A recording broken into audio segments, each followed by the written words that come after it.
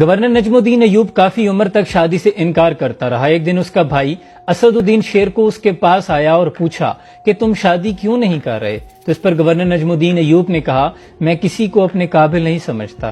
تو بھائی نے کہا اگر تم کہو میں تمہارے لیے رشتہ مانگوں۔ پوچھا کس کا؟ کہا سلطان ملک شاہ بن سلطان محمد سلطان ملک شاہ سلجوقی کی بیٹی یا وزیر الملک کی بیٹی کا رشتہ۔ تو کہا میں انہیں بھی اپنے قابل نہیں سمجھتا۔ بھائی نے پوچھا پھر تمہیں کیسی لڑکی چاہیے؟ تو نجم الدین ایوب نے کہا وہ جو میرا ہاتھ پکڑ کر مجھے جنت میں لے جائے اور اس سے میرا ایک ایسا بیٹا پیدا ہو جس کی وہ ایسی تربیت کرے کہ وہ شاہ سوار ہو اور مسلمانوں کے قبلہ اول بیت المقدس کو آزاد کروائے۔ یہ سننا تھا کہ وہ بھائی کا منہ دیکھتا رہا اور پھر حیران ہو کر پوچھا بھلا تمہیں ایسی لڑکی کہاں ملے گی؟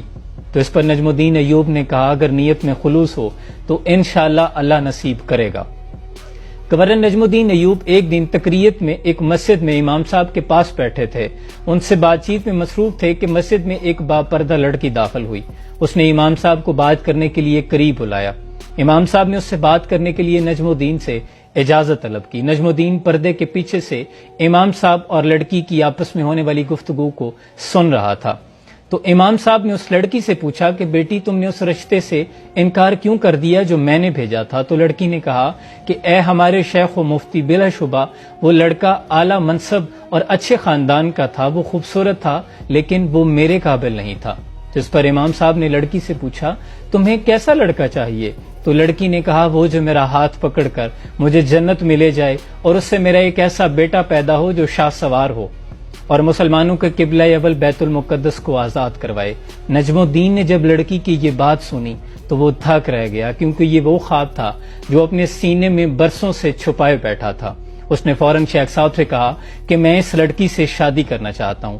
شیخ صاحب نے حیران ہو کر کہا کہ یہ محلے کے سب سے فقیر گھرانے کی لڑکی ہے، کیونکہ شیخ صاحب جانتے تھے گورنر نجم الدین ایوبی نے سلطان ملک شاہ اور بڑے بڑے وزیروں کی بیٹیوں کے رشتے ٹھکرائے تھے۔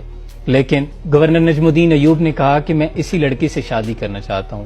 چنانچہ ان کی شادی ہو گئی۔ پھر تاریخ نے دیکھا کہ ان سے ایک ایسا نوجوان پیدا ہوا جس نے مسلمانوں کے قبلہ اول بیت المقدس کو آزاد کروایا اور دنیا جسے سلطان صلاح الدین ایوبی کے نام سے جانتی ہے۔ دکھا دے اے تصور منظر وہ صبح و شام تو، دوڑ پیچھے کی طرف اے گردش ایام تو، اور نکل کر صحرا سے جس نے روما کی سلطنت کو الٹ دیا تھا، سنا ہے یہ قدسیوں سے میں نے وہ شیر پھر ہوشیار ہوگا، اور تیرا بھی دور آنے کو ہے فقر غیور، کھا گئی روح فرنگی کو ہوائے سیم و زر۔ اللہ کریم ہمارے مسلمانوں کے ایسے ہی ایمان اور جذبے دوبارہ پیدا فرمائے۔